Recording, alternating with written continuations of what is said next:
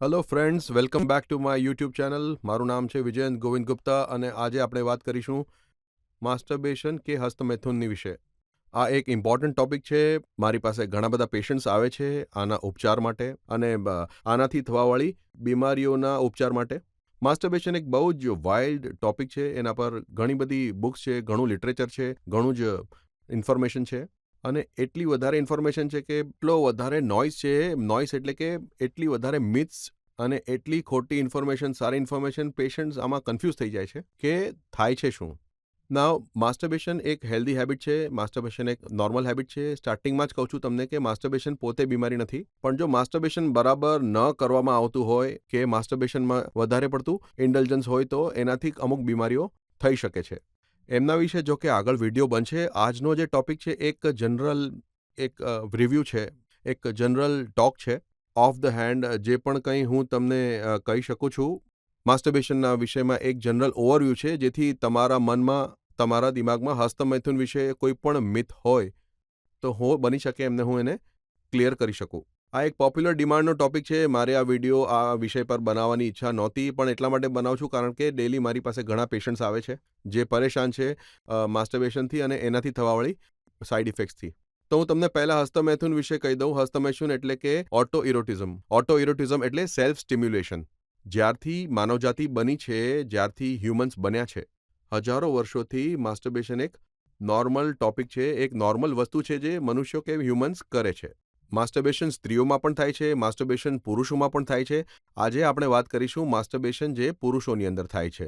આપણે આમાં સ્ત્રીઓમાં થનારા માસ્ટરબેશન વિશે વાત નથી કરી રહ્યા. સ્ત્રીઓમાં પણ માસ્ટરબેશન હોય છે, એમના પણ માસ્ટરબેશનના પ્રોબ્લેમ્સ હોય છે, એમના ઓર્ગેઝમના, સ્ત્રીઓના સેક્સની ઈચ્છાના, સેક્સમાં ડિઝાયરના, એમની અલગ ટ્રીટમેન્ટ હોય છે અને એના ટોપિક્સ છે જેના પર હું વિડીયો બનાવવાની કોશિશ કરી રહ્યો છું, પણ એમાં થોડો સમય લાગશે. પણ આજે આપણે વાત કરીશું પુરુષોમાં થનારા માસ્ટરબેશનની.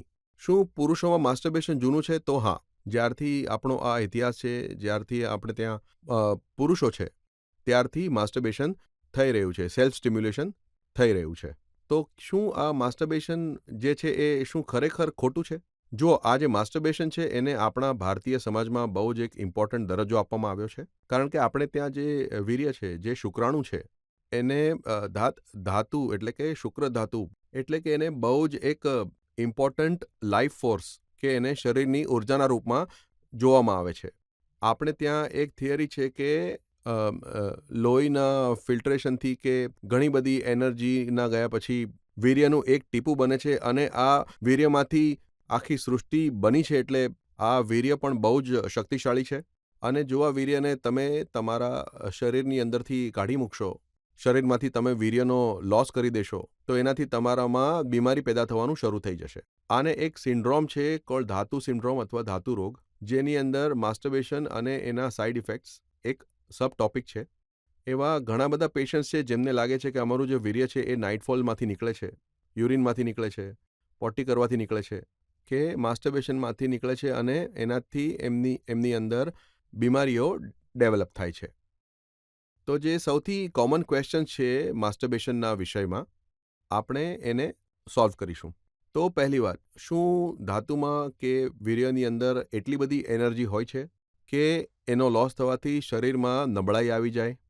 જુઓ, જે શુક્રાણુ છે, જે આપણા ટેસ્ટિસ છે, જે સિમેન છે, જે વીર્ય છે, એ માત્ર આપણા ટેસ્ટિસમાં નથી બનતું. વીર્યની અંદર મલ્ટિપલ કમ્પોનન્ટ્સ હોય છે. વીર્ય જે બને છે, ઘણો ભાગ ટેસ્ટિસમાં બને છે, અમુક ભાગ પ્રોસ્ટેટમાં બને છે, અમુક ભાગ જે એક્સેસરીઝ છે, સેક્સ ઓર્ગન છે બોડીમાં, એમાં બને છે. અને જ્યારે સેક્સ્યુઅલ સ્ટિમ્યુલેશન થાય છે ત્યારે એ બધું જ ભેગું થઈને વીર્યના રૂપમાં બહાર ડિસ્ચાર્જ થાય છે. તો ડેફિનેટલી આ વીર્યનો ડિસ્ચાર્જ છે, તો વીર્ય માટે બોડીએ આપણી બહુ જ મહેનત કરવી પડે છે. પણ આ વીર્ય જે છે એ કન્ટિન્યુઅસ પ્રોસેસ છે, એ આપણા શરીરમાં હંમેશા બનતું જ રહે છે અને આપણા શરીરમાં વીર્યને સ્ટોર કરવાની લિમિટેડ એક કેપેસિટી છે. જેમ કે પોટી છે, જેમ કે પેશાબ છે, તમારા બોડીમાં જ્યારે એ એક્સ્ટ્રા બની જાય તો તમારે એને ડિસ્ચાર્જ કરવું જ પડે છે. એવું જ વીર્યનું છે. એટલે જો વીર્ય બનશે તો 15 કે 16 ml બન્યા પછી એનું લીક થવાનું શરૂ થઈ જશે. જો હાથેથી કાઢશો તો માસ્ટરબેશન દ્વારા એ નીકળી જશે. હાથેથી નહીં કાઢો તો એ નાઇટફોલના રૂપમાં અથવા પોટીના સમયમાં તમારા બોડીમાંથી તો એ જરૂર નીકળી જ જશે. તો પહેલી વાત એ છે કે વીર્યનું સ્ખલન જરૂરી છે અને વીર્યનું સ્ખલન થશે પણ ખરું, અને જો માસ્ટરબેશન દ્વારા કાઢવામાં આવે તો એમાં કોઈ જ નુકસાન નથી. બીજું એ છે કે જો આપણે માસ્ટરબેશન કરીને જો વીર્યને કાઢીએ તો આપણી બોડીની અંદર કોઈ નબળાઈ ડેવલપ થઈ શકે કે નહીં? ના, માસ્ટરબેશન એક હેલ્ધી હેબિટ છે. માસ્ટરબેશન કરવાથી કોઈ નુકસાન નથી થતું. માસ્ટરબેશનથી કે વીર્યના કાઢવાથી બોડીને ઘણા જ બેનિફિટ થાય છે, જેમ કે પ્રોસ્ટેટ હેલ્ધી રહે છે, ટેસ્ટોસ્ટેરોન લેવલ સારા રહે છે, સ્ટ્રેસ લેવલ ઓછું થાય છે, પેશન્ટ્સને યુરિનના પ્રોબ્લેમ્સ નથી થતા, પેશન્ટ્સને ટેસ્ટિસમાં પેઇન ઓફ બ્લુ બોલ્સના પ્રોબ્લેમ નથી આવતા.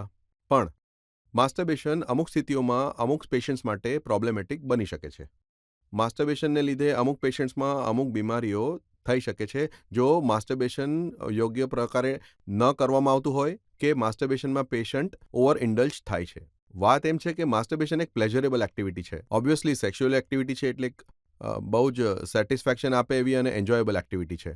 તો જે યંગ એજમાં છોકરાઓ હોય છે એમને રિયલાઇઝ થાય છે કે માસ્ટરબેશન એ લોકો કરી રહ્યા છે, તો એમાં એ લોકો એટલા વિલીન થઈ જાય છે, એમાં એટલા એ લોકો ઇન્વોલ્વ થઈ જાય છે કે માસ્ટરબેશનની પછી કોઈ સીમા જ નથી રહેતી. દિવસમાં 2 વાર, 3 વાર, દિવસમાં 4 વાર, દરરોજ. તો હવે જો તમારું માસ્ટરબેશન એક લિમિટ કરતાં વધારે છે તો હવે સવાલ આવશે કે કેટલી ફ્રીક્વન્સી નોર્મલ છે? તો નોર્મલ ફ્રીક્વન્સી નથી, પણ જો એક વીકમાં તમે 1 કે 2 વખત કરતા હો તો એ માસ્ટરબેશન નોર્મલી પૂરતું હોય છે. પણ જો તમારા માસ્ટરબેશનની ફ્રીક્વન્સી બહુ વધારે હશે કે તમે માસ્ટરબેશન જ કર્યા કરો છો, માસ્ટરબેશનને કારણે તમે ભણતા પણ નથી, ડેલી લાઈફ નથી જીવી શકતા, ડેલી એક્ટિવિટી તમે નથી કરી શકતા, તો પણ એ હાર્મફુલ છે. સેકન્ડલી, પોસ્ટ માસ્ટરબેશન પેશન્ટમાં ડિસ્ફોરિયા થાય છે. ડિસ્ફોરિયા એટલે કે માસ્ટરબેશનમાં એન્જોયમેન્ટ હોય છે અને માસ્ટરબેશન કર્યા પછી બોડીમાં સડન વીકનેસ અને સડન સ્લીપીનેસ અને સડન સૂવાની જે ટેન્ડન્સી હોય છે એમાં થાય છે શું કે અમુક સમય માસ્ટરબેશનમાં બરબાદ થઈ ગયો અને પછી કામ કરવાનું મન નથી થતું, એટલે પેશન્ટની social life, academic life, physical life અને એનો જે સેલ્ફ ડેવલપમેન્ટનો ટાઈમ છે એ પણ હાર્મ થાય છે. ત્રીજો મુદ્દો એ છે કે માસ્ટરબેશન કરવાની રીત. નોર્મલી જે યંગ મેલ્સ છે એ માસ્ટરબેશન કરવાની જે એક કન્વેન્શનલ રીત છે એની બદલે યા તો એને રગડે છે અથવા તો એને પથારીની નીચે રાખીને કરે છે કે પછી ખોટી રીતે કરતા હોય છે. એનાથી પણ ઘણીવાર પેનિસનો ગ્રોથ અટકવાનું રિસ્ક હોય છે, પેનિસમાં ઢીલાપણ આવવાનું પણ રિસ્ક હોય છે, એમાં ઇરેક્ટાઇલ પ્રોબ્લેમ હોવાનું પણ રિસ્ક હોય છે, પેનિસમાં પ્રીમેચ્યોર ઇજેક્યુલેશનનું પણ રિસ્ક હોય છે. જ્યારે તમે માસ્ટરબેશન કરતા હો ત્યારે જે બધું સ્ટિમ્યુલેશન છે એ તમારા મગજમાંથી અથવા તો સાયકેટ્રિક સ્ટિમ્યુલેશન હોય છે. તમને જે સેક્સ માટે એક ફિઝિકલ સ્ટિમ્યુલેશન છે, પેનિસનું સ્ટિમ્યુલેશન હોય, એ ડેવલપ થતું જ નથી. તો માસ્ટરબેશન કરવાની આ ખોટી રીતથી આ પુરુષોમાં કે છોકરાઓમાં કે યંગસ્ટર્સમાં પછીથી જ્યારે સ્ત્રીઓ સાથે નોર્મલ સેક્સ કરવાની ડિફિકલ્ટી આવી જતી હોય છે, કારણ કે બોડીનો જે એ યોગ્ય તણાવ હોય છે, બોડીની જે એક યોગ્ય હાર્ડનેસ હોય, બોડીની જે એક સાચી સેક્સ ડિઝાયર છે એ ક્યારે પણ રીચ થઈ જ નથી શકતી. તો હવે જો તમે કહો કે માસ્ટરબેશન હેલ્ધી છે, તો હા, માસ્ટરબેશન હેલ્ધી છે, પણ એક લિમિટમાં અને યોગ્ય રીતે જો કરવામાં આવ્યું હોય તો. અને જ્યારે માસ્ટરબેશન કરવાની પદ્ધતિ કે પ્રોસિજર પ્રોપરલી ફોલો કરવામાં આવી હોય. જો વધારે પડતું માસ્ટરબેશન કરી રહ્યા હો અને ખોટી રીતથી કરી રહ્યા હો, વિધાઉટ સ્ટિમ્યુલેશન કરતા હો, પૂરતા ટાઈમ પીરિયડ માટે ન કરતા હો, તો પણ માસ્ટરબેશનથી ઘણા પ્રોબ્લેમ્સ પેશન્ટ્સમાં ડેવલપ થઈ શકે છે. હવે જો અમારી પાસે ઘણા પેશન્ટ્સ મોસ્ટલી આવતા હોય એને અમે કહેતા હોઈએ છીએ કે તમે સેક્સ્યુઅલ રિહેબમાં જતા રહો. સેક્સ્યુઅલ રિહેબ એટલે અમે એનું સૌથી પહેલાં માસ્ટરબેશન બંધ કરી દઈએ છીએ. એનાથી જ પેશન્ટને ફાયદો મળવાનું શરૂ થઈ જાય છે.